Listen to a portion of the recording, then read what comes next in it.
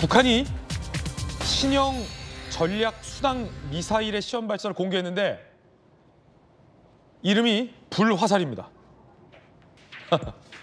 불화살. 굉장히 직관적인 이름이기도 하고요. 정말 불을 뿜으며 전략 순항 미사일이 날아가고 있습니다. 오늘 조선중앙통신 보도가 나왔고요. 어제 우리 합참이 북한의 미사일을 신형 미사일을 밝힌 바 있습니다. 그 정체는 조금 전 북한이 공개한 바에 따르면 불화살 3-31이에요. 극초음속 미사일 발사 이후 열흘 만에 이 전략 순항 신형 미사일 불화살을 발사한 겁니다.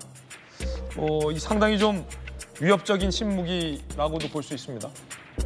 또한 이 순항 미사일이기 때문에 타깃을 명확하게 따라가서 강력하게 타격할 수 있는 북한의 미사일입니다. 또 하나의 미사일이 지금 공개가 된 겁니다. 이름이 불화살이다 라는 직관적인 것도 상당히 흥미롭습니다. 그 가운데 어제 국정원에서 긴급 기자회견을 가졌죠. 북한이 해킹을 하고 있다는 건데 그 해킹 비중이 우리나라를 향한 해킹 비중이 점점점 늘어나고 있다는 겁니다.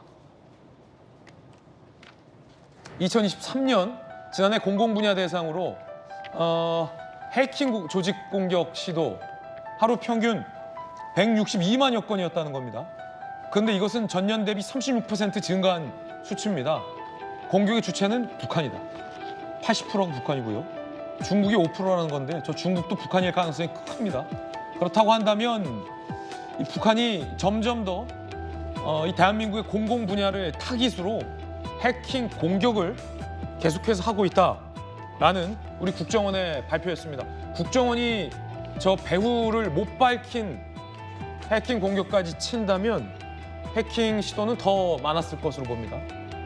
국정원의 백종욱 3차장, 북한 해킹 조직은 김정은의 지시와 관심에 따라 공격 목표를 변경하고 있다. 선거에 개입하기 위한 공격이 있을 수 있다고 본다라고 우려를 밝혔습니다.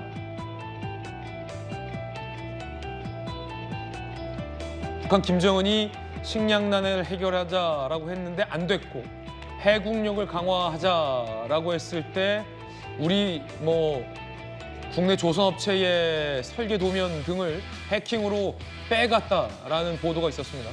무인기 때도 우리 무인기 엔진 자료를 수집했다라는 것은 유명한 일화이기도 합니다.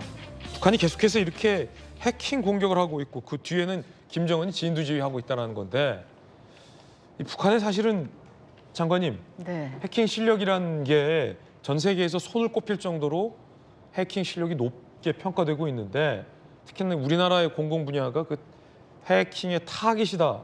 그 증가 수치가 상당히 높습니다. 어떻게 보십니까? 저 해킹 수준, 해킹 실력 보도되는 걸 보고 저도 깜짝깜짝 네. 놀랐는데요.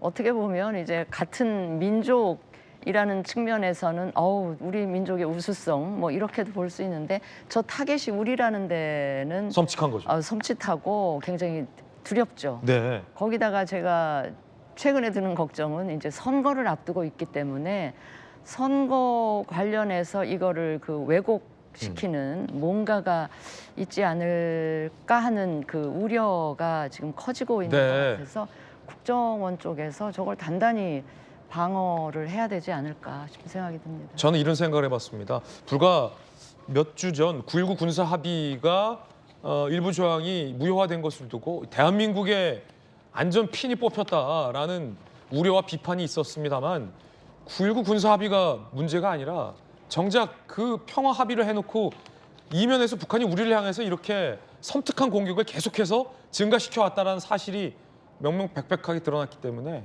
문제는 9.19 합의가 아니라 이거다라는 생각을 다시 한번 해봤습니다.